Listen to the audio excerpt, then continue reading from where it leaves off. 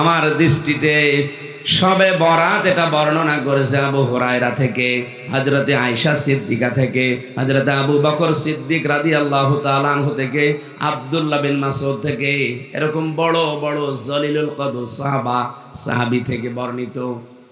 তারা বর্ণনা করেছেন, হযরতে আয়েশা বলেন এ রাতে দেখি নিসফে শাবান, যেটা 15 শাবানের 14 শাবানের দিবাগত রাত, নবীজি আমার পাশেই ঘুমিয়েছিলেন, দেখি আর নেই, উঠে চলে গেছে জান্নাতুল বাকিতে গিয়ে তিনি মোনাজাত করছেন। আল্লাহ, মোনাজাত শেষ করার পরে জিজ্ঞাসা করলাম, হে নবী, কেন এত রজনীতে এত রাত্রে আপনি আসলেন?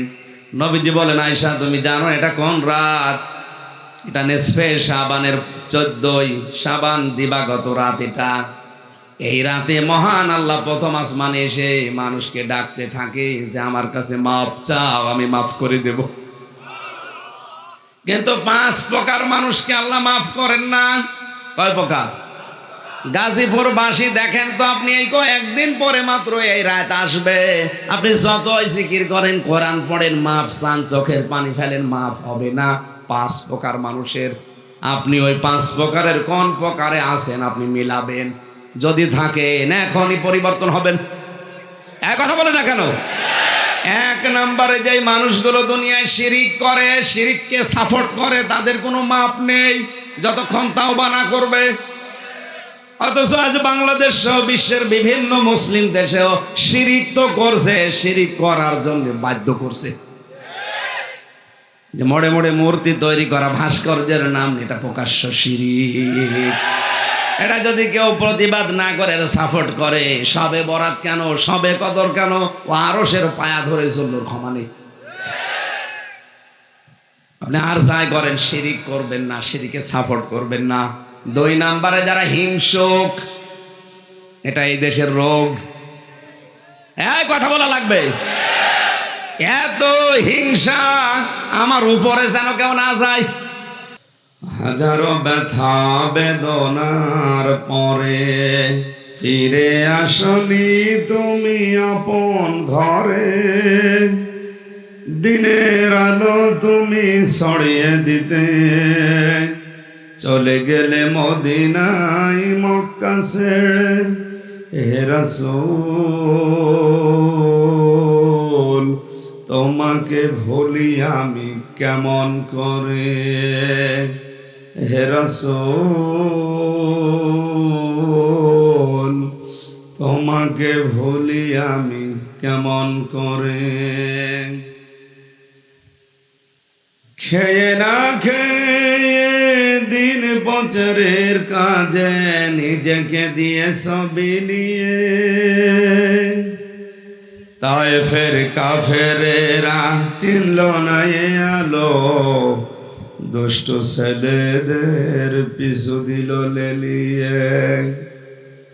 পাথরের আঘাতে ক্ষত বিক্ষত হয়ে সারা শরীর থেকে রক্ত ঝরে। হে রাসূল,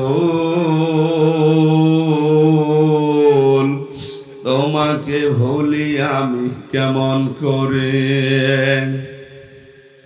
হেরার গুহায় তোমারই ধ্যান, আসমান থেকে নামে আল কোরআন, ভাঙল সবার ভুল তোমারই পরে, আসলো কোরআনের ছায়া তলে। খালিদ, ওমর, আলী, আবু বকর ইসলামী ঝান্ডা নিল যে তুলে। আল আমিন তুমি ছিলে চিরদিন সকল মানুষের তরে। হে রাসূল, তোমাকে ভুলি আমি কেমন করে? হাজারো ব্যথা বেদনার পরে ফিরে আসনি তুমি আপন ঘরে, দিনের আলো তুমি ছড়িয়ে দিতে চলে গেলে মদিনায় মক্কা ছেড়ে হে রাসূল তোমাকে ভুলি আমি কেমন করে। আলহামদুলিল্লাহ।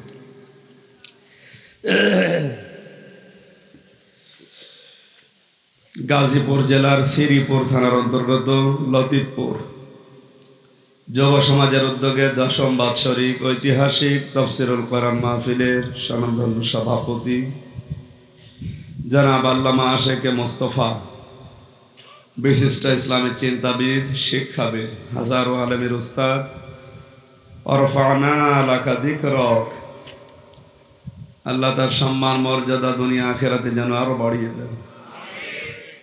এতক্ষণ যারা আলোচনা রাখলেন মাওলানা আব্দুল হক হাক্কানি, মাওলানা হুসাইন আহমেদ মাহফুজ চুয়াডাঙ্গা, সম্মানিত পরিচালক জনাব মোসাম্মেল হক, এ মাহফিল যাদের মাধ্যমে নিয়েছি আপনাদের এলাকার মনে হয় ভাগিনা নাকি যেন বড় ভাই জনাব আওলাদ হোসেন, মঞ্চে বসা ওলামা ইকরাম, সামনে বসা মুসলমান ভাইরা, পর্দার আড়ালের সম্মানিত মা এবং বোনেরা, প্রাণপ্রিয় গাজীপুরবাসী, এখানে অনেকের নাম এখনো আছে, সময় কম তো একটা একটা করে নাম ধরে দোয়া করতে গেলে আবার সময় চলে যাবে নাকি। শিক্ষক ক্লাসে যে জিজ্ঞাসা করছে ছাত্রকে, যাই গড বানান কর, বলছে sir ABCD FGH IJK LMN OP QRST UVWXYZ একই করবে, এর ভেতরে আছে আপনি বানান করিয়ে নিন GOOD গুড, এই অক্ষরের মধ্যে নেই। আমি সব বলে দিলাম ওয়ান থেকে 2 পর্যন্ত, আপনি বানান করিয়ে নিন। আমরা এতগুলো মানুষের নামে আলাদা আলাদা দোয়া করতে গেলে সময় চলে যাবে, একবারে দোয়া করে দিচ্ছি, আপনারা বলবেন শুধু আমিন, বলেন জোরে বলেন আমিন। শুকরিয়া জানাচ্ছি দিনের বেলা হাজারো কাজ বাদ দিয়ে কোরআনে কারীম শোনার জন্য যে মালিক আমাদেরকে পছন্দ করে নিয়ে আসলেন। অজাহিদু ফিল্লাহি হাক্কা জিহাদি হুয়া জিতাবাকুম ওমা জাআলা আলাইকুম ফিদ্দীনি মিন হারাজ। আল্লাহ তাআলা কোরআনে ঘোষণা দিয়েছেন, আমি আল্লাহর জন্য জিহাদ করো যেভাবে করা দরকার। জিহাদ মানে মারামারি নয়, আল্লাহর পথে টিকে থাকা। এই যে কঠিন অবস্থা চলছে এখন, এই মুহূর্তে আল্লাহর পথে টিকে থাকাটাও জিহাদ। নবীজি জানিয়েছেন হাতে আগুন রাখার চাইতেও কঠিন অবস্থা আসবে ঈমান নিয়ে টিকে থাকা। সে অবস্থা আসতে এখনো 200 বছর বাকি, চলে এসেছে। মানুষ এখন গুনাহ করার জন্য প্রতিযোগিতা করছে, কে কত জোরে আগে জাহান্নামে যাবে চেষ্টা চালাচ্ছে। সুতরাং এই মুহূর্তে নিজের সন্তান, নিজের স্ত্রী, আশপাশের লোক নিয়ে ঈমানের উপরে টিকে থাকা কত কঠিন যে আছে সেটা পাচ্ছে।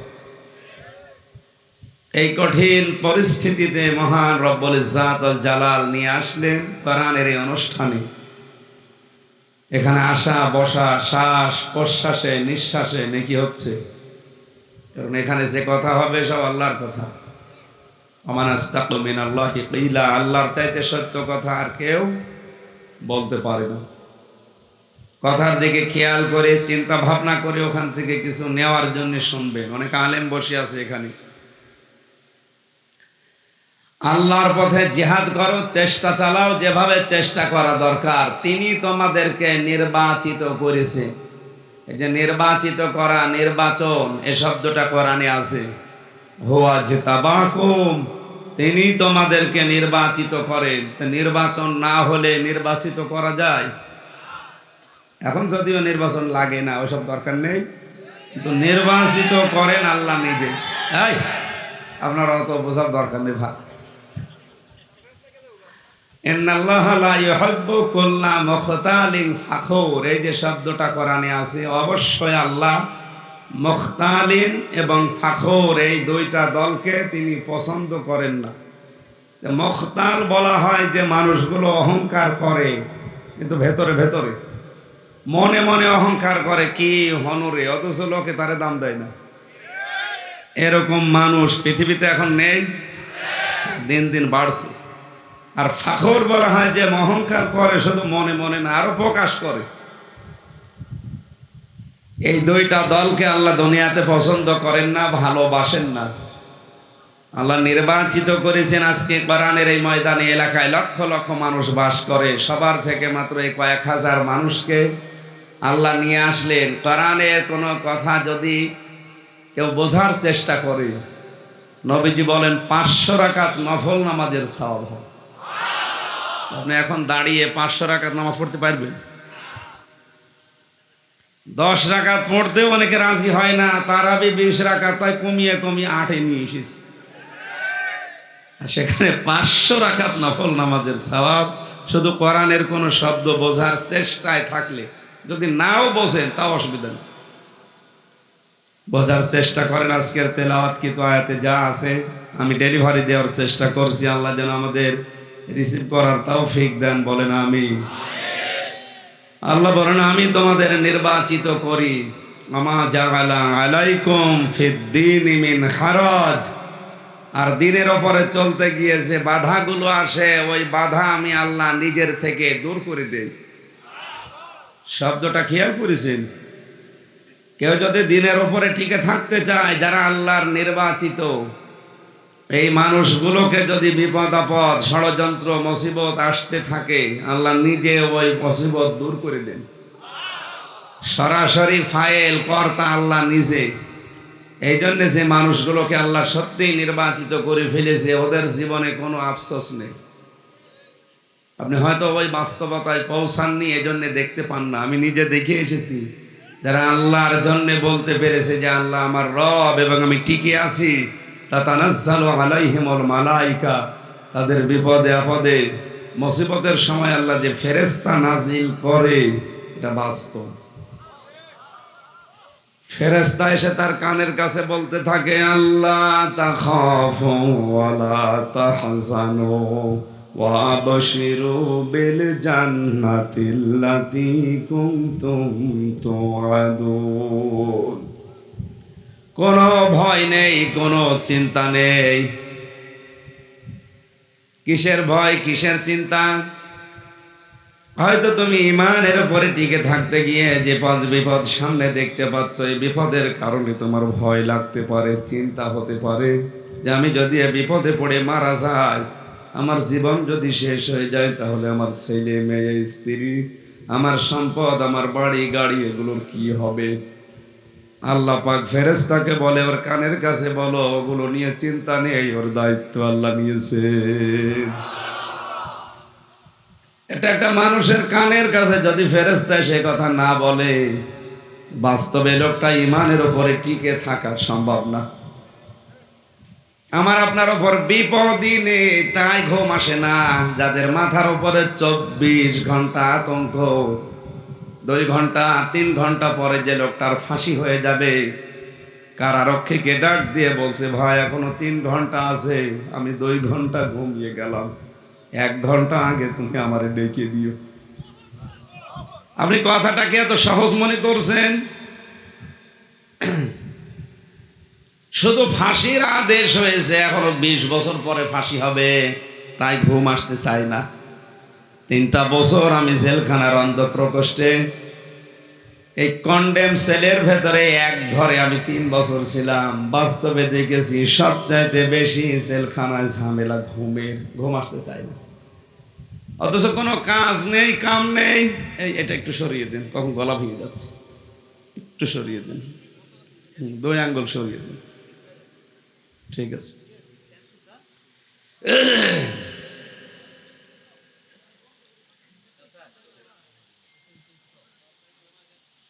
কত সিটাক্সিন, কশিয়াম, কত কিছু খেয়ে খেয়েও ঘুম আসতে চাই না, অথচ আমার তো বের হওয়ার সম্ভাবনা 100 ভাগের 100 ভাগ। আমার তো ফাঁসি হয়নি। যে লোকটার মাত্র 3 ঘন্টা আছে, সে কারারক্ষীরে বলছে 2 ঘন্টা ঘুমালাম, আমার ডেকে দিও। এই লোকটার ঘুম আসে কি করে? কারারক্ষী আমারে বলছে, হুজুর দেখলাম ঠিক ঘুমিয়ে গেল, 2 ঘন্টা পরে ওনারে ডাকলাম, ওঠার পরে গোসল করে ওযু করে আমারে বলছে চলেন। আমি ওই দিন থেকে ভেবেছি যে না, এর কানের কাছে যদি কোনো শব্দ না আসে এর ঘুম আসা সম্ভব না।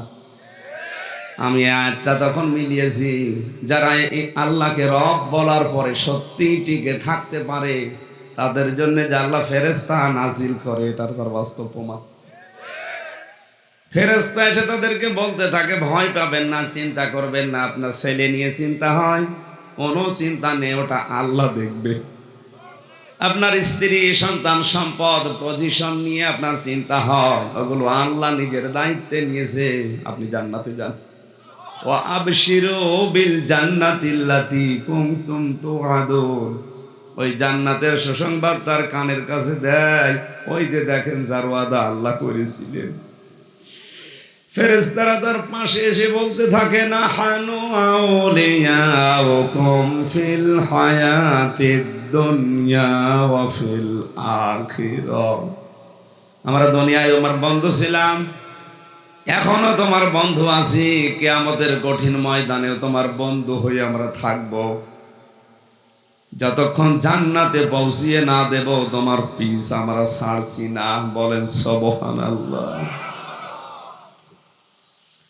এজন্য ময়দানে আমাদের সবাইকে আল্লাহ নিয়ে আসেননি। যাদেরকে নির্বাচিত করেছেন, পছন্দ করেছেন, তাদেরকে আল্লাহ এখানে আসার সুযোগ দিয়েছেন। এজন্য আর একবার খুশি হয়ে বলছি আলহামদুলিল্লাহ। দরুদ আর সালাম পড়ছে আমাদের নবী মুহাম্মদুর রাসূলুল্লাহ সাল্লাল্লাহু আলাইহি ওয়াসাল্লামের প্রতি, যার আনিত আদর্শ পেয়ে আমরা খুশি না বেজার? খুশি আছেন তো? আমরা অনেকে এখানে আলেম যেহেতু আছে জানেন, যারা নামাজ কালাম পড়ি, অজু করলে অজু ভেঙে যায় 7টা কারণে। কয় কারণে বলতে পারবেন? 7টায়। নামাজ পড়লে নামাজ হবে তা না, 19টা কারণে নামাজ ভেঙে যায়। ওর একটাও যদি আপনার ভেতরে পাওয়া যায়, আপনি যত সুন্দর করে নামাজ পড়েন ওই নামাজ হয়নি। এটা মানেন তো নাকি? কেউ যদি কোনো আমল করে, কাজ করে, যে আমলের দ্বারা সে জান্নাত পাবে, ওই আমলও ঠিক থাকে না, আমলও ভেঙে যায়। এখন যদি বলেন আমলের কি হাত পা আছে, ভেঙে যাবে? হ্যাঁ, আমলও নষ্ট হয়ে যায়, ভেঙে যায়, ব্যর্থ হয়ে যায়। 2টা কারণে আমল ভাঙে। যারা কুফরি করবে আর আল্লাহর পথে মানুষকে বাধা দেবে, তাদের আমল আল্লাহ নষ্ট করে দেবে, ভেঙে ফেলবে। কথা বুঝতেছেন? চা দিয়েছেন কাপে, কাপটা যদি এখানে আষাঢ় দিয়ে টুকরা টুকরা করে ফেলি, ওই টুকরায় চা দিলে খেতে পারবেন? আপনাকে চা দেওয়ার জন্য কমপ্লিট কাপ লাগবে। আল্লাহ পাক বলেন, আমল নিয়ে জান্নাতে কেউ যাবে, আমলই যদি টুকরা টুকরা হয়ে ভেঙে যায়। অকদিমনা ইলা মা আমিলু মিন আমালিন ফাজআলনাহু হাবাআম মানসুরা। কিয়ামতের ময়দানে তার আমলটা আমি আল্লাহ নিজে ওর মুখের উপরে ধুলি কণার মতো নিক্ষেপ করব। বলেন নাউজুবিল্লাহ। তাহলে আমলও ভেঙে যায়, নামাজ ভেঙে যায়, ওযু ভেঙে যায়। পৃথিবীর যত আমলই করেন ওটা ভাঙার জন্য কয়েকটা কারণ দুনিয়ায় আছে। আমি যেটা নিয়ে জান্নাতে যাব তার নাম ঈমান। জবাব দেওয়া লাগবে। তার নাম ঈমান। যদি না থাকে আপনাকে আল্লাহ জান্নাত দেবে না। এই জন্য 750 কোটির ভেতরে মাত্র 175 কোটি আমরা মুসলিম যারা ঈমান আছে বলে দাবি করি। এগুলো জান্নাতে যাওয়ার আশা করা যায়, সম্ভাবনাও আমাদের আছে। কিন্তু বাকি যে 550 কোটি ইহুদি, খ্রিস্টান, বৌদ্ধ, মাজুসি যত জাতি আছে, সব বিনা হিসাবে, বিনা বিচারে জাহান্নাম। নাকি ফতোয়া তৈরি করা লাগবে? এখানে আর ফতোয়া লাগবে? ওগুলো ফি হিসাব ছাড়া। মুসলমান যারা দাবি করছেন ঈমান আছে, এই কারণে ঈমানও ভেঙে যায় 10 কারণে।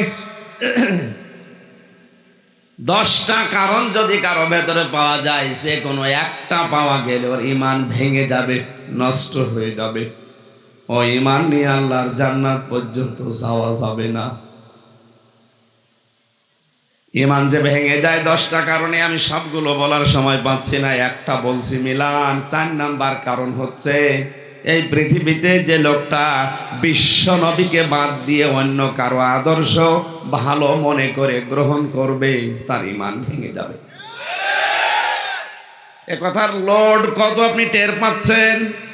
না, আপনি টের পাননি। আপনি তো মনে করছেন আমি নামাজ পড়ি, রোজা রাখি, আমার বউ পর্দায় থাকে, আমার ব্যবসা হালাল, আমি জান্নাত পাবো না। মানে হ্যাঁ, আপনার চাইতে বেশি নামাজ পড়েছে আব্দুল্লাহ বিন উবাই। আরে আপনি নামাজ পড়েন হামজার পেছনে, আরো নামাজ পড়তো রাসূলুল্লাহর পেছনে। আপনি রোজা রাখেন এই বাংলাদেশে বসে, ও রোজা রাখতো মক্কা শরীফে, কাবা শরীফে, ও ইফতারি করেছে নবীজির সাথে। ওর দাড়ি, টুপি, পাগড়ি, জুব্বা, আমি ওর পুরা জীবন পড়ে কোনো ভুল আমার চোখে পাইনি। তবে একটা ভুল পেয়েছি, রাজনৈতিক জীবনে তলে তলে বিশ্ব নবীকে বাদ দিয়ে আবু জেহেলকে মেনে চলত। আপনার বিবেক কি বলে বলেন তো? এ লোকটার পুরা জীবনে কোনো ভুল পাওয়া যাচ্ছে না, শুধু একটা ভুল করেছিল, রাজনৈতিক জীবনে তলে তলে বিশ্ব নবীকে আদর্শ মানত না, ওর আদর্শ ছিল আবু জেহেল। একটা কারণে ওর সব আমল আল্লাহ শুধু নষ্ট, ব্যর্থ করে দেয়নি, ওকে আল্লাহ মুনাফিকের সর্দার নবীজিকে মাধ্যমে আখ্যা দিয়েছে। আর আমরা কোরআন পড়ে জানি, হাদিস পড়ে জানি যে মুনাফিক শুধু জাহান্নামে যাবে না, ওরা মুনাফিককে আল্লাহ জাহান্নামের একেবারে মিশিয়ে দেবে। এজন্য আমাদের এখান থেকে শিক্ষা নেওয়া দরকার। আমরা অনেকেই মনে করছি আমার আল্লাহ জাহান্নামে দেবে, কই আমার তো সেরকম কিছু পাওয়া যায় না। তো ঈমান যে আপনার আছে না গেছে আপনি তো টেরই পাচ্ছেন না। ওই 10টা কারণের 4 নাম্বার কারণ এইটা, যার কাছে নবী মুহাম্মদুর রাসূলুল্লাহর চাইতে অন্য কারো আদর্শ ভালো লাগবে, সে নিশ্চিত জাহান্নামে। এখন যদি বলেন হাদিস বলেন নাকি নেই, এগুলো নেই।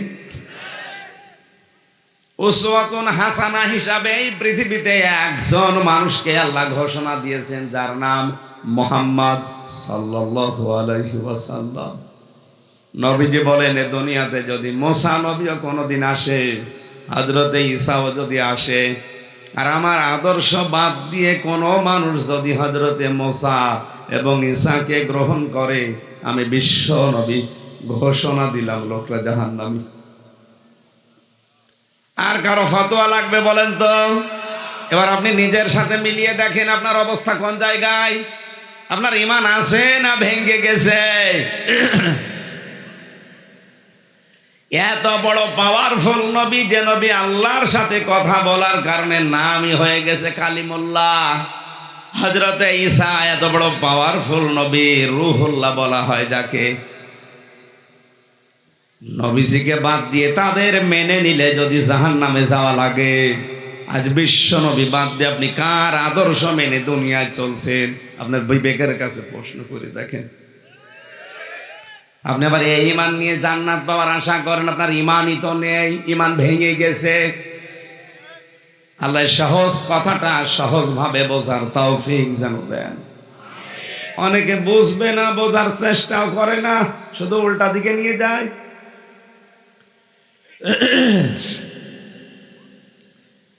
এটা যেহেতু শাবান মাস, আর মাত্র কয়েকদিন পরে শবে বরাত, এটা নিয়ে আজ বিভ্রান্ত চলছে, ধ্রুমজাল আছে, বিশেষ করে বাংলাদেশ, পাকিস্তান আর ভারতে।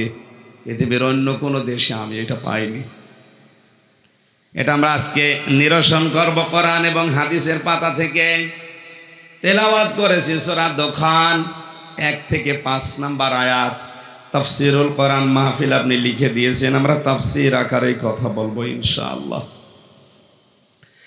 আল্লাহ রাব্বুল আলামিন বলেন, দোখান, দোখান শব্দের শাব্দিক অর্থ ধোঁয়া। দোখান মানে কি? ধোঁয়া চেনেন না? এই যে ধোঁয়া, দোকান থেকেই তাদখিন, যেটার বাংলা আমরা বলি বিড়ি, ধূমপান।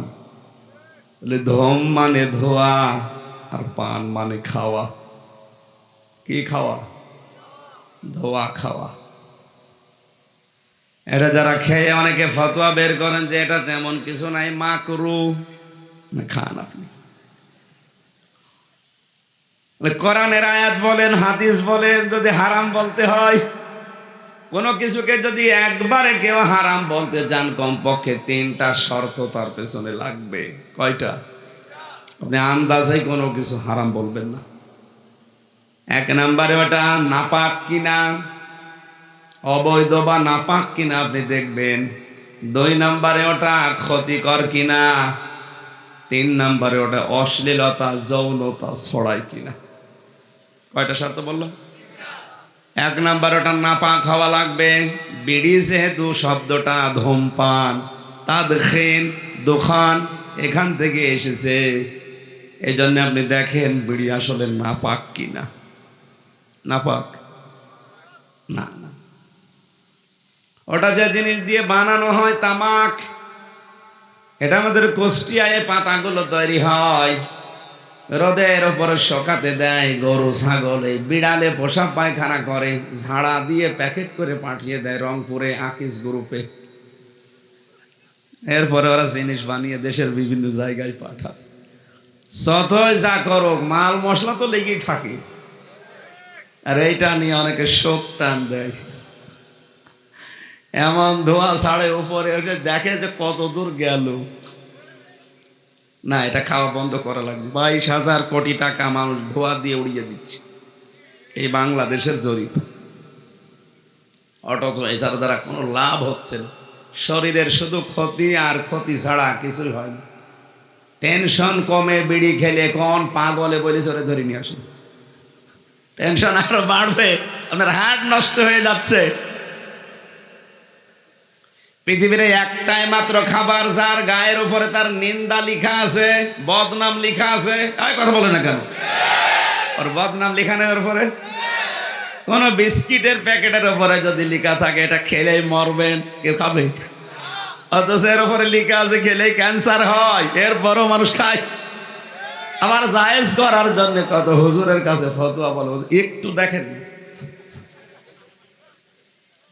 শামসুল হক ফরিদপুরি রহমতুল্লাহ আলাইহের জীবনী পড়তে গিয়ে দেখি একটা লোক মদ খাওয়ার খুব অভ্যাস, তো মদের ভেতরে ইন্দুর পড়ে পচে গলে ফেটে গিয়েছে। চিন্তা করছে এত টাকার মদ সব ফেলে দেব। গ্রাম্য এক হুজুরের কাছে বলছে, হুজুর দেখেন তো কোনো কায়দায় জায়েজ করা যায় কিনা। বলছে না, জায়েজ রে, হারাম। না, এভাবে হবে না। শামসুল হক ফরিদপুরের কাছে গেছে,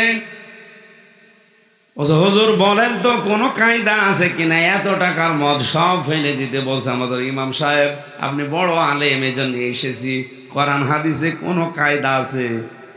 উনি বলছে ঠিক আছে, তোর জন্য জায়েজ। তো মহা খুশি যে হুজুর না থাকলে এত টাকা সব আমার পানিতে ফেলা লাগতো। গ্রাম্য ওনার কাছে এসে বলছে, আপনি কি আলেম, কি নামাজ পড়ান? আন্দাজে ফতোয়া দিয়ে দিলেন যে এটা আমাদের জন্য হারাম। আমি বড় হুজুরের কাছে গিয়েছিলাম, সে বলেছে আমার সঙ্গে জায়েজ আছে। আপনার জন্য জায়েজ বললো, কোন ফতোয়া দিয়ে চলেন? ওনার কাছে গিয়ে বলছে, হুজুর আপনি কোন আয়াত দিয়ে মদ জায়েজ করে দিলেন? শামসুল হক ফরিদপুরি ওনারে জিজ্ঞাসা করছে, মাওলানা এ মদ কি হারাম? ওনাদের ইন্দুর পুলিশ পয়সে গইলে ফেটে গিয়েছে, তো হারামই হারাম খাবে, ওর জন্য ওর ফতোয়া কি? ওর জন্য সব যায় না। খাওয়ার জন্য কত কায়দা করছে, বিড়ি জায়েজ করার জন্য। চট্টগ্রাম আর সিলেট এই অঞ্চলে অনেক ইমামও বিড়ি খায়, এই জন্য ওরা ওই যে এলাকায় গেলে ফতোয়া দেওয়া যায়নি, ওরা কোনো কায়দায় ঘুরিয়ে পেঁচিয়ে। বলেন তো, হারাম হওয়ার জন্য যে 3টা শর্ত বললাম, 1 নম্বরে নাপাক নাই, না হলো। 2 নম্বরে ওটা ক্ষতিকারক কিনা, কথা বলেন। 3 নম্বরে হয়তো অশ্লীলতা ছড়াচ্ছে না বিড়ি দিয়ে, না ওটা কি অশ্লীলতা ছড়াবে, মাথা কি বিগড়ায়? বিগড়ায় না। একটা পাওয়া গেছে যে ক্ষতিকারক, নিজের শরীরের জন্য, পরিবেশের জন্য। এটা কি? আইয়ুহিল্লু লাহুমুত তাইয়্যিবাত ওয়া ইউহাররিমু আলাইহিমুল খাবায়েস।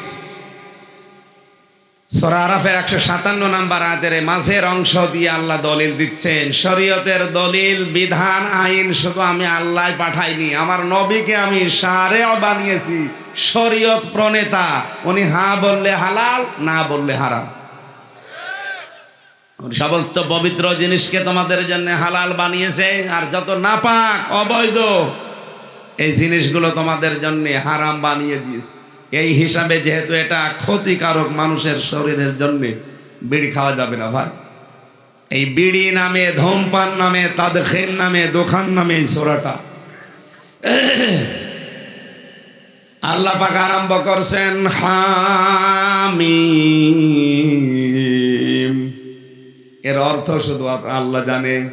কোন কোন মুফাসসির একটু লিখতে গিয়েছেন হামিম এটা নবীজির নাম। পুরা কোরআনে আমি বিশ্ব নবীর 7টা নাম পেয়েছি, এর ভেতরে অন্যতম ইয়াসিন, তাহা, আহমদ, মুহাম্মদ, মুদ্দাসসির, মুজাম্মিল আর আব্দুন বা আব্দুল্লাহ। নবীজির নাম কয়টা? হামিম কোন কোন মুফাসসির নবীজির নাম বলে উল্লেখ দিয়েছেন। আল্লাহ আরম্ভ করছেন এবার কসম দিয়ে, অল কিতাবিল মুবিন, অবশ্যই স্পষ্ট কিতাবের কসম। এ কোরআন আমাদের কাছে কি স্পষ্ট না অস্পষ্ট? স্পষ্ট নেই। এখানে যদি 5000 মানুষ থাকে, আমার মনে হয় 4990 জনের কাছে কোরআন অস্পষ্ট। আপনি বলতে পারবেন না। আমি যে আয়াতগুলো আরবিতে পড়লাম, যদি বলা হয় মাতৃভাষায় কি আল্লাহ বলতে চাই বলেন তো, কয়েকজন আলেম ছাড়া এখানে আর কারো দ্বারা বলা সম্ভব না। অথচ আল্লাহ স্পষ্ট কিতাবের কসম দিচ্ছেন। আমাদের কাছে কোরআনে কারিম স্পষ্ট করতে হলে এর কাছে সময় দেওয়া লাগবে। হযরত ওমরের ভাষা ছিল আরবি, কোরআনের ভাষা আরবি। এজন্য কোরআনের কাছে আসার পরে উনি কিন্তু আর গোপনে ছিলেন না, উনি স্পষ্ট হয়ে গেছেন। আজ আমরা কোরআন বুঝি না, কোরআনের কাছে সময় দিতে পারি না। এজন্য হাজারো আল্লাহওয়ালা মানুষও দেখি, তারা বলে হুজুর দিনকাল ভালো না, দোয়া করেন, গোপনে আসি। গোপনে আসি মানে সাহাবীরা কোরআনের কাছে আসলেই তারা ওপেন হয়ে যেত। হযরতে আব্দুল্লাহ বিন মাসউদ রাদিয়াল্লাহু তাআলা আনহু যেদিন কোরআনে কারিমের কাছে এসেছেন, সূরা রহমান ওই দিন নাজিল হয়। সূরা রহমানটা নাজিল হওয়ার পরে উনি মুখস্থ করলেন, ডাক দিয়ে বলে, হে রাসূল আপনি আমাকে অনুমতি দেন কাবার চত্বরে দাঁড়িয়ে এটা পড়ি। নবীজি বললেন, না এখন সময় ভালো না, পরে আরেকটু যাক। উনি আবেগ নিয়ে চলে গেছে, কাবার চত্বরে সূরা রহমান পড়ছিলেন মন খুলে। আর রহমানু আল্লামাল কুরআন খালাকাল ইনসানা আল্লামাহুল বায়ান। তেলাওয়াত শোনার পরে কাফেররা দৌড়িয়ে এসেছে, বিশেষ করে আবু জেহেল। এ লোকটা কোরআনের আওয়াজ শুনলেই খেপে যেত। এজন্য কোরআনের বিপক্ষে পৃথিবীতে সর্বপ্রথম রাষ্ট্রীয়ভাবে আইন বানিয়েছে এই আবু জেহেল। সূরা হামিম 26 নম্বর আয়াত তার প্রমাণ। وقال الذين كفروا لا تسمعوا لهذا القرآن والغوا فيه لعلكم تغلبون। আল্লাহ পাক বলেন কাফেররা সিদ্ধান্ত নিয়েছে, ওরা আইন তৈরি করেছে, পৃথিবীতে সব চলতে দেওয়া হবে, মুহাম্মাদের কোরআনের আওয়াজ চলতে দেওয়া হবে না। যেখানে মুহাম্মদ কোরআন নিয়ে আওয়াজ করবে ওই জায়গাটা আরো বিভিন্ন নয়েজ তৈরি করে বন্ধ করে দাও, হট্টগোল বাঁধাও, 144 ধারা তৈরি করো, ওখানে যেন মানুষ শুনতে না পারে ব্যবস্থা করে ওই মাহফিল বন্ধ করে দাও। অলগাও ফিহি, ওখানে মারামারি করে, বিশৃঙ্খলা করে, ভয় ভীতি তৈরি করে বন্ধ করো। লাআল্লাকুম তাগলিবুন, আশা করা যায় তোমরা বিজয়ী হবে। এর সিদ্ধান্ত আবু জেহেলের। কার? আরো জোরে বলেন কার? আজ বাংলাদেশের ময়দানে যারা কোরআনের আওয়াজগুলো বন্ধ করতে চান, আপনি বিশ্বাস করেন আপনি আবু জেহেলের ভাইরা ভাই। ফতোয়া আর কারো লাগবে না। সূরা হামিম সেজদা 26 নম্বর আয়াত। যদি না বুঝে থাকেন আমার কিছু করার নেই। যারাই কোরআনের অনুষ্ঠান বিভিন্ন শ্রোতা নাতা তৈরি করে বন্ধ করতে চায়, বিশ্বাস করেন রক্তে আবু জেহেলের কিছু মিশে আছে। এই লোকটা এসে এক থাপ্পড় দিয়েছে, বাম কান নষ্ট হয়ে গেছে, রক্ত বের হচ্ছিল কান দিয়ে। হযরতে আব্দুল্লাহ বিন মাসউদ দৌড়ে গেলেন বিশ্ব নবীর কাছে। হে নবী, আমি কোরআন পড়ার পরে ওপেন হতে চেয়েছিলাম, এই দেখেন এক চড় দিয়ে আমার কি অবস্থা বানিয়েছে। নবীজি ওই সময় কাঁদছিলেন, কারণ উপায় নেই। হযরতে বিন মাসউদ কাঁদছিলেন। জিবরাইল এসে ওই সময় তাদের মাঝখানে দাঁড়িয়ে তিনিও মন খারাপ করে কাঁদছিলেন। আল্লাহ রাব্বুল আলামিন এই প্রশংসা, এই প্রতিশোধ নিয়েছিলেন কোরআনের এই আওয়াজের কারণে আবু জেহেলকে বদরের ময়দানে। ও যখন পিটিয়ে ওকে একেবারে খেজুর গাছের লতা পাতা দিয়ে, এই যে এই ডান্ডা বলে, খেজুর গাছের ডাল দিয়ে দুই ভাই পিটিয়েছিল ওকে। হযরত মাজ আর মুআওয়িজ পিটিয়ে একেবারে বারদান বুখারী শরীফ আছে ঠান্ডা, একেবারে ফ্রিজ মার্কা করে রেখে দিয়েছে, নড়াচড়া নেই। হযরতে আব্দুল্লাহ বিন মাসউদ রাদিয়াল্লাহু তাআলা আনহু উনি দূর থেকে দেখলেন এই অবস্থা, কাছে গেলেন, যে কয়জন মারা গেছে মনে করছে মারা গেছে কোনটা কোনটা দেখি, যে দেখে ওই শয়তান। জানতা আবু জেহেল একেবারে চোখ খোলা বন্ধ অবস্থায় বলছে, হ্যাঁ আমি সেই। তোমার তো আর নড়াচড়া নেই, বুকের উপরে চেপে বসলেন। ডাক দিয়ে বলে, নেতা এখনো সুযোগ আছে, সময় আছে, একবার পড়তে পারো লা ইলাহা ইল্লাল্লাহ, এই অবস্থায় আমি তোমারে মাফ করে দেব এই যুদ্ধের ময়দানেও। আবু জেহেলের সময় ওর কানে কাছে মুখ নিয়ে বলছে, আব্দুল্লাহ বিন মাসউদ, মোহাম্মদের ছেলে আব্দুল্লাহ তোদেরকে, আব্দুল্লাহর ছেলে মোহাম্মদ তোদেরকে জাদু করেছে, আমারে করতে পারে নাই। উনি বলছে, ঠিক আছে তোর সময় দিলাম, আর একটু ভাব। এক দৌড়ে নবীজির তাঁবুর কাছে গিয়ে বলে, ইয়া রাসূলুল্লাহ, আমি আজকে আপনার জন্য একটা সুসংবাদ আনতে চাই। যাও দেখি কি নিয়ে আসবে। দৌড়িয়েছি, আবার বুকের ওপরে বসলেন, বলে, বল, সময় আছে এখনো।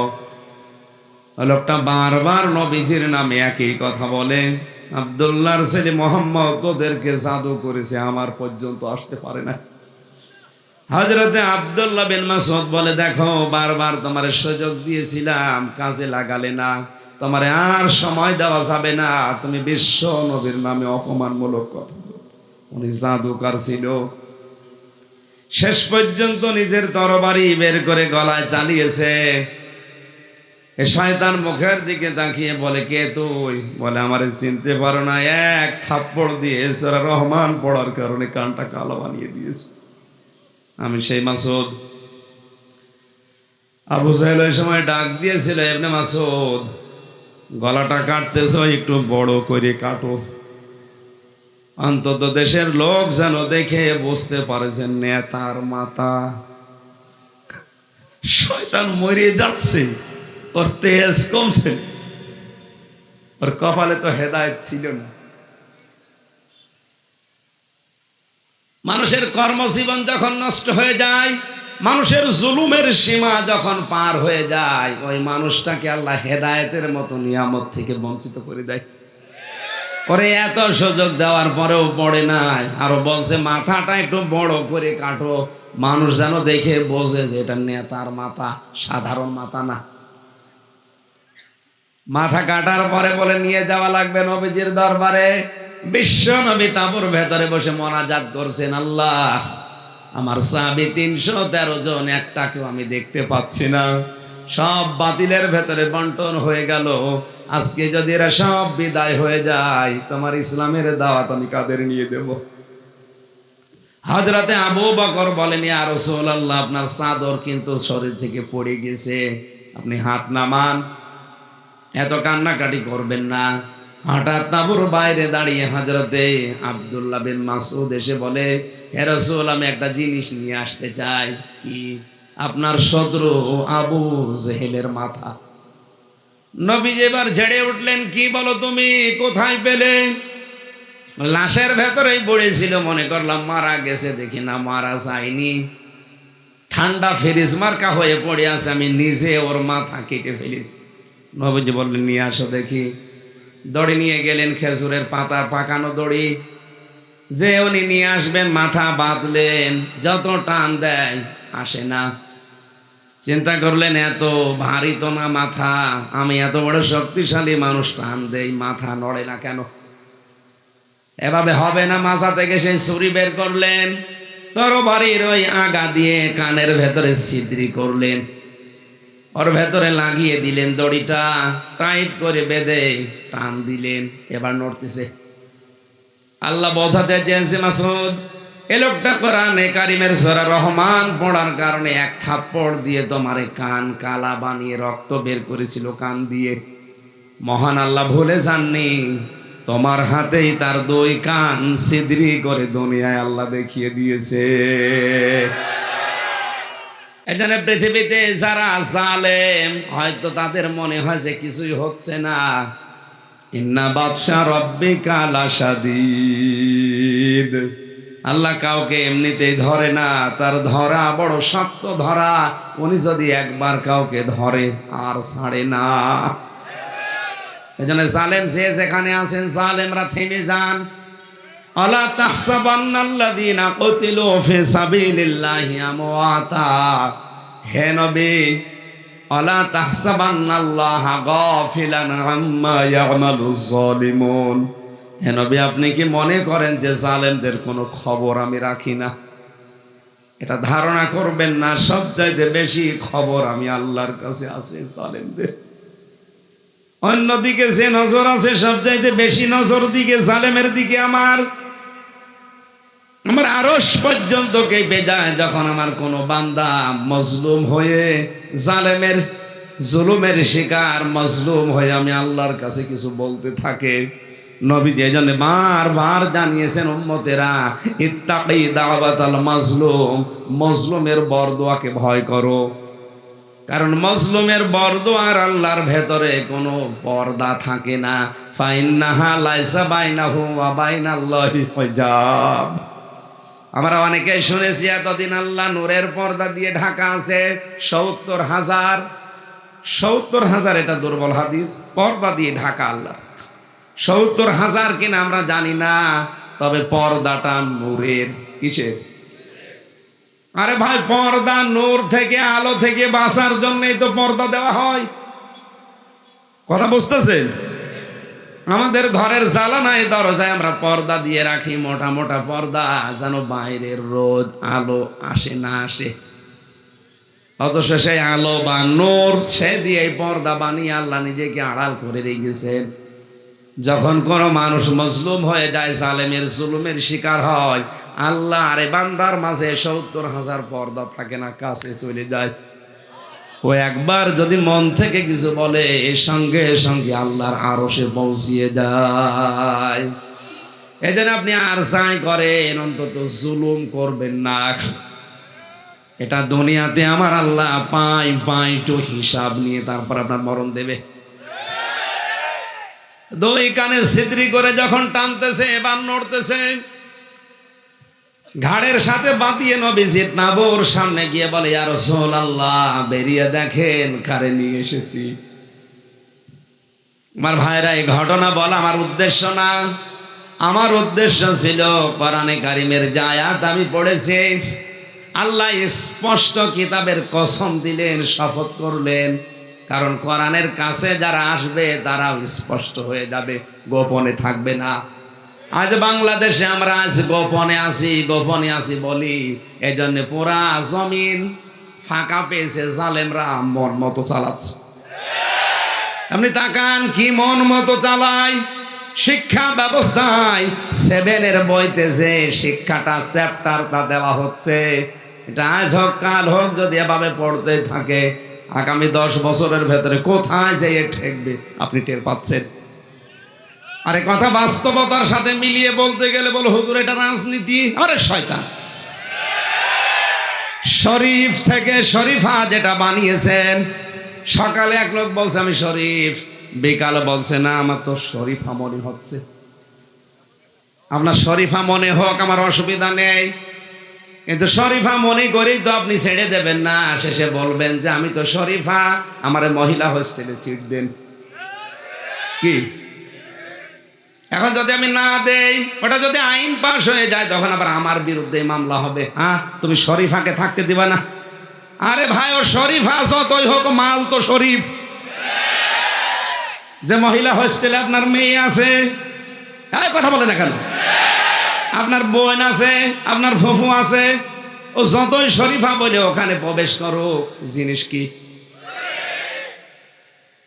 আল্লাহর সৃষ্টিকে আপনি কি করে পাল্টাবেন? সার্জারি করে বিভিন্ন অঙ্গ প্রত্যঙ্গ উল্টা পাল্টা করে কিয়ামতের আগে এটা পাল্টানো সম্ভব না। বলছে না এটা হিজরা বলে চালা। কে বলেছে হিজরা? হিজরা একটা মানুষ শারীরিক সমস্যা, আর এইটা যারা করতে যাচ্ছে এটা একটা মানসিক সমস্যা। এটা লূত নবীর জামানায় ছিল যারা সমকামী তারা। এটা কৌশলে আমাদের শিক্ষা ব্যবস্থায় ঢুকিয়ে কোথায় নিয়ে যাচ্ছে আপনি টের পাচ্ছেন না।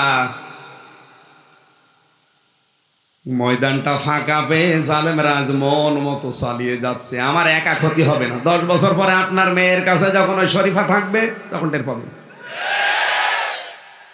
একজন ফতোয়া জিজ্ঞাসা করছে, বলো যুবক যুবতী এক বিছানায় ঘুমানো জায়েজ আছে কিনা? জায়েজ আছে, কিন্তু ঘুমাবে। কথা বলে না, ও ঘুমাবে, ও শরীফ থেকে শরীফা হয়ে ও ঘুমাবে। আর এটার প্রতিবাদ করতে গেলে বলে এ দেশ মানে না। আরে ভাই দেশ মানবো কি করে? আমার বোন ঠিক থাকছে না, আমার মেয়ে ঠিক থাকছে না, আমার ফুফু ঠিক থাকছে না।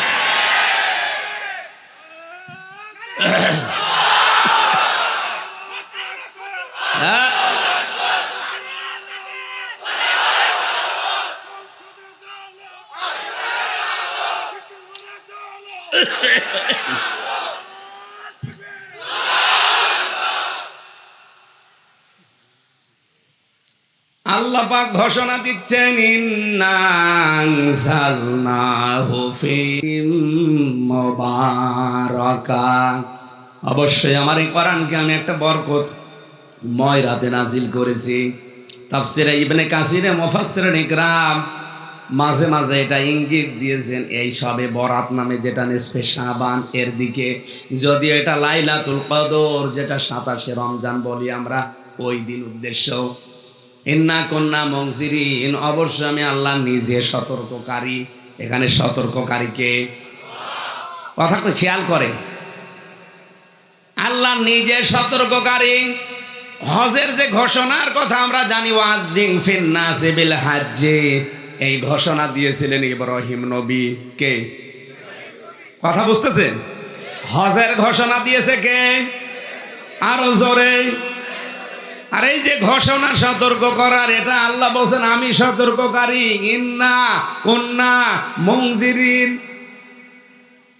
আল্লাহ যেন নিজে মাইক হাতে নিয়ে এই বাংলাদেশের বিভিন্ন জায়গায় দাঁড়িয়ে দাঁড়িয়ে বলছে একটা ঘোষণা, একটা ঘোষণা। আল্লাহ যদি এখন এই কাজ করে তার মান থাকে, তার শান থাকে। ওই দায়িত্ব এখন আলেমদের। আমরাও মাইক নিয়ে ঘোষণা করছি, আমরা কিন্তু সতর্ককারী, আমরা আপনার শত্রু না। আপনি তো চোখে কালো পট্টি বেঁধে হাঁটতেছেন, সামনে যে গর্ত টের পাচ্ছেন না। এইগুলো যেন আপনি পড়িয়ে না যান, ধ্বংস হয়ে না যান, এই জন্য সতর্ককারী। এখানে সরাসরি আল্লাহ ওই কথাটা আমার মুখ দিয়ে আল্লাহ অ্যাডভার্টাইজ করছে, ফিহা ইফরাকু কুল্লু আমরিন হাকিম আমরাম মিন ইনদিনা। এই গুরুত্বপূর্ণ রজনীতে আল্লাহর যত বড় বড় সিদ্ধান্ত আল্লাহ হিকমতের সাথে গ্রহণ করে তার নিজের পক্ষ থেকে। ইন্না কুন্না মুরসিলিন, নিশ্চয় আমি আল্লাহ নিজে রাসূল প্রেরণ করি। এটা শাব্দিক অর্থ ছিল। এবার আমরা তাফসিরে প্রবেশ করছি। সবে বরাত নিয়ে যদিও ঝামেলা চলছে, হয়তো মতপার্থক্য আছে, সহিহ হাদিস আছে এর পক্ষে আছে, কিন্তু বেশি বাড়াবাড়ি করা যাবে না, যেহেতু নফল ইবাদত। এটা কয়েকটা সহিহ হাদিস আমি নিজেও পেয়েছি, 15টার উপরে বিভিন্ন হাদিস দিয়ে সর্বোচ্চ আমার দৃষ্টিতে 5টা পেয়েছি। বড় বড় আলেম যারা, তাদের হয়তো আরো বেশি থাকতে পারে। আমার দৃষ্টিতে সবে বরাত এটা বর্ণনা করেছে আবু হুরায়রা থেকে, হযরতে আয়েশা সিদ্দিকা থেকে, হযরতে আবু বকর সিদ্দিক রাদিয়াল্লাহু তাআলা আনহু থেকে, আব্দুল্লাহ বিন মাসউদ থেকে, এরকম বড় বড় জলিলুল কদর সাহাবী থেকে বর্ণিত। তারা বর্ণনা করেছেন, হযরতে আয়েশা বলেন, এ রাতে দেখি নিসফে শাবান, যেটা 15 শাবানের 14 শাবানের দিবাগত রাত, নবীজি আমার পাশেই ঘুমিয়েছিলেন, দেখি আর নেই, উঠে চলে গেছে জান্নাতুল বাকিতে গিয়ে তিনি মোনাজাত করছেন। আল্লাহ, মোনাজাত শেষ করার পরে জিজ্ঞাসা করলাম, হে নবী, কেন এত রজনীতে এত রাত্রে আপনি আসলেন? নবীজি বলেন, আয়েশা তুমি জানো এটা কোন রাত? এটা নিসফে শাবানের 14 শাবান দিবাগত রাত। এটা এই রাতে মহান আল্লাহ প্রথম আসমানে এসে মানুষকে ডাকতে থাকে যে আমার কাছে মাপ চাও, আমি মাফ করে দেব। কিন্তু 5 প্রকার মানুষকে আল্লাহ মাফ করেন না। কয় প্রকার? গাজীপুরবাসী দেখেন তো, আপনি এই কয়েকদিন পরে মাত্র এই রাত আসবে, আপনি যতই জিকির করেন, কোরআন পড়েন, মাপ চান, চোখের পানি ফেলেন, মাফ হবে না। 5 প্রকার মানুষের, আপনি ওই 5 প্রকারের কোন প্রকারে আছেন আপনি মিলাবেন, যদি থাকেন এখনই পরিবর্তন হবেন। এক কথা বলে না কেন? 1 নম্বরে যে মানুষগুলো দুনিয়ায় শিরিক করে, শিরিককে সাপোর্ট করে, তাদের কোনো মাপ নেই যতক্ষণ তাওবা না করবে। অথচ আজ বাংলাদেশ সহ বিশ্বের বিভিন্ন মুসলিম দেশেও শিরিক তো করছে, শিরিক করার জন্য বাধ্য করছে। যে মোড়ে মোড়ে মূর্তি তৈরি করা, ভাস্কর্যের নাম, এটা প্রকাশ্য শিরিক। এটা যদি কেউ প্রতিবাদ না করে, সাপোর্ট করে, সবে বরাত কেন, সবে কদর কেন, ও আরশের পায়া ধরে চললোর ক্ষমা নেই। আপনি আর যাই করেন, শিরিক করবেন না, শিরিকে সাপোর্ট করবেন না। 2 নম্বরে যারা হিংসুক, এটা এই দেশের রোগ। এই কথা বলা লাগবে, এত হিংসা, আমার উপরে যেন কেউ না যায়। হিংসুকের প্রধান স্বভাব আমার হোক, অন্য কারো যেন না হয়। আমার দলের লোক খেয়ে পরে বাঁচবে, অন্য দলের লোক না খেয়ে মরবে। হিংসা থেকে যদি বেরিয়ে আসতে না পারেন, সবে বরাতেও আপনার মাপ নেই। 3 নম্বর যারা পিতা মাতার অবাধ্য সন্তান, এ এলাকায় মনে হয় নেই। গতকালকে একটা ভিডিও ভাইরাল হয়েছে, দেখেছেন? 4টা ছেলে, লোকটার 2টা মেয়ে, সব বড় বড় শিক্ষিত। এই লোকটা 3 নাম্বার ছেলে, যেটা একটু মেন্টাল হয়ে গেছে, ডাক দিয়ে বৃদ্ধাশ্রমের যিনি দায়িত্বে আছে তাকে বলছে, ভাই, আমরা 4 ভাই আর 2 বোন মিলে সিদ্ধান্ত নিয়েছি যে বাবা মার যে সম্পদ, এই সম্পদগুলো সব নিজেদের নামে লিখে বাবাকে আমরা রাস্তায় ছেড়ে দেব।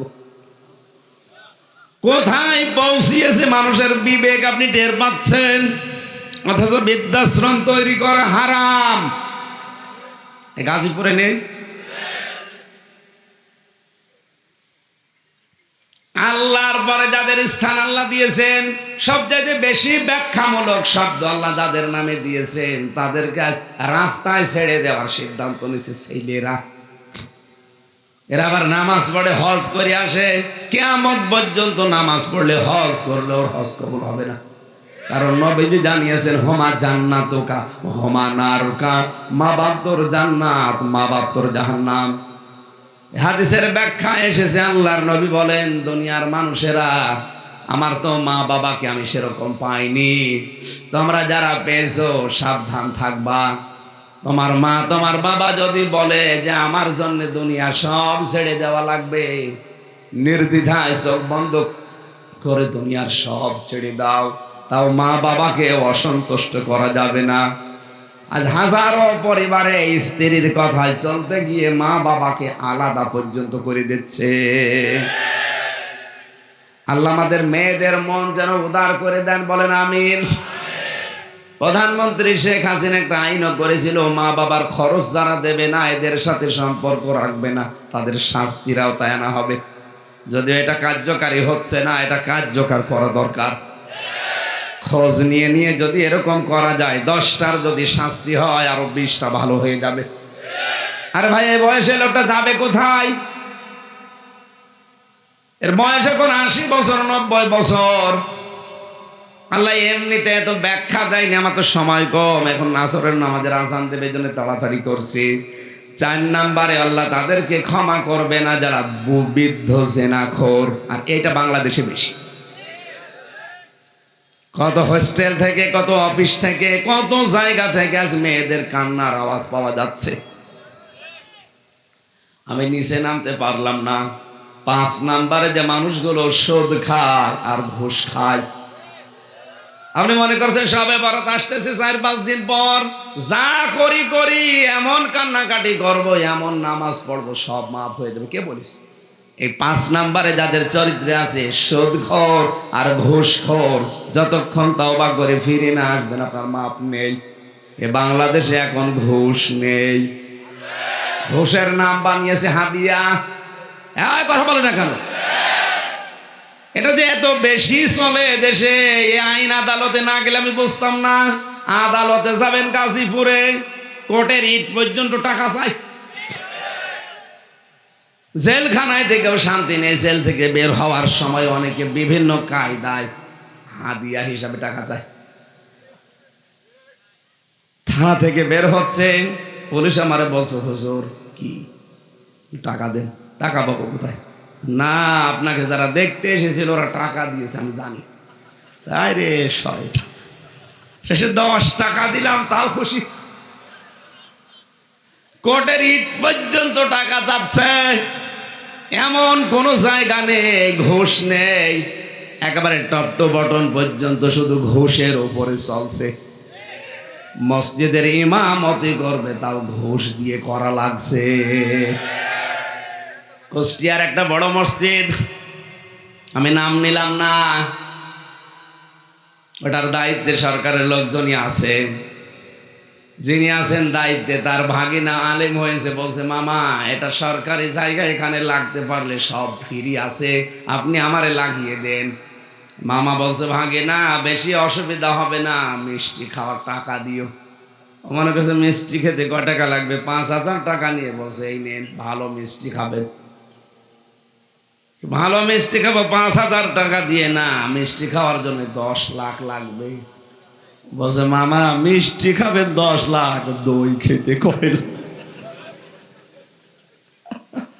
কি চলছে গো! অথচ সবে বরাত আসলে কিনতে কিটে পাগল হয়ে যাবে।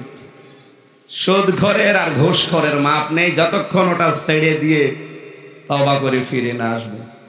আল্লাহ বড় বড় সিদ্ধান্ত গুলো এই সপ্তাহে এই জায়গা থেকে নেবে। ফিহা ইফরাকুল কুল্লু আমরিন হাকিম।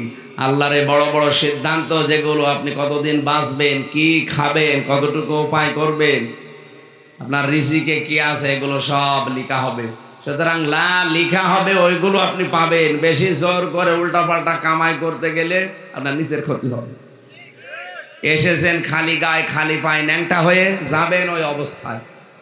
মাঝখানে 70, 80, 90 বছর যাই বাঁচেন, এগুলো একটু কাজ করে গেলে দেখ কিচ্ছু নেই। আমাদের জীবনে যা এসেছিলাম ওই রকম যাওয়া লাগবে, কিছু নিয়ে যাওয়া যাবে?